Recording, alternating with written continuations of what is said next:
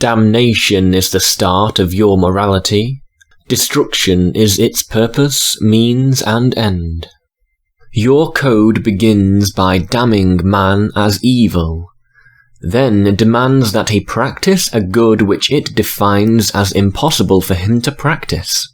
It demands as his first proof of virtue that he accept his own depravity without proof. It demands that he start not with a standard of value, but with a standard of evil, which is himself, by means of which he is then to define the good. The good is that which he is not. It does not matter who then becomes the profiteer on his renounced glory and tormented soul, a mystic god with some incomprehensible design, or any passer-by whose rotting sores are held as some inexplicable claim upon him. It does not matter. The good is not for him to understand. His duty is to crawl through years of penance, atoning for the guilt of his existence to any stray collector of unintelligible debts. His only concept of a value is a zero. The good is that which is non-man. The name of this monstrous absurdity is original sin. A sin without volition is a slap at morality, and an insolent contradiction in terms.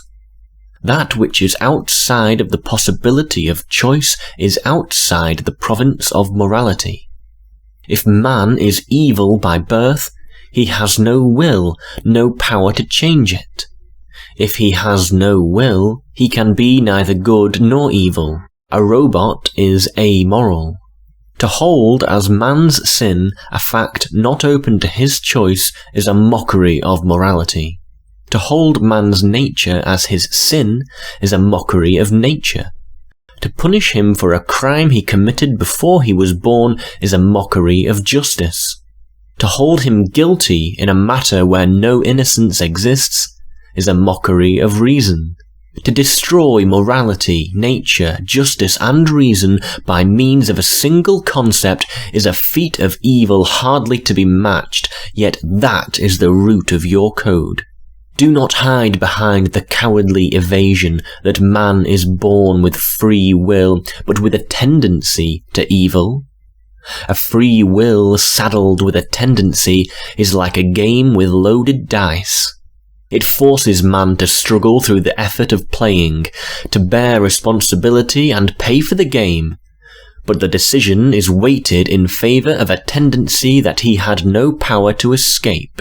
If the tendency is of his choice, he cannot possess it at birth. If it is not of his choice, his will is not free. What is the nature of the guilt that your teachers call his original sin? What are the evils man acquired when he fell from a state they consider perfection? Their myth declares that he ate the fruit of the tree of knowledge.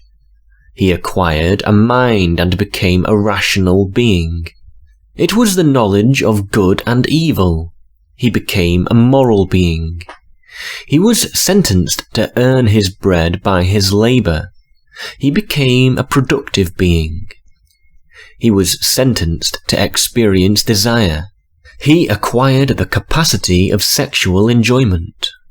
The evils for which they damn him are reason, morality, creativeness, joy, all the cardinal values of his existence.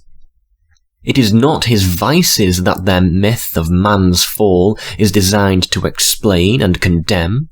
It is not his errors that they hold as his guilt, but the essence of his nature as man. Whatever he was, that robot in the Garden of Eden who existed without mind, without values, without labour, without love, he was not man. Man's fall, according to your teachers, was that he gained the virtues required to live. These virtues, by their standard, are his sin. His evil, they charge, is that he is man. His guilt, they charge, is that he lives. They call it a morality of mercy, and a doctrine of love for man.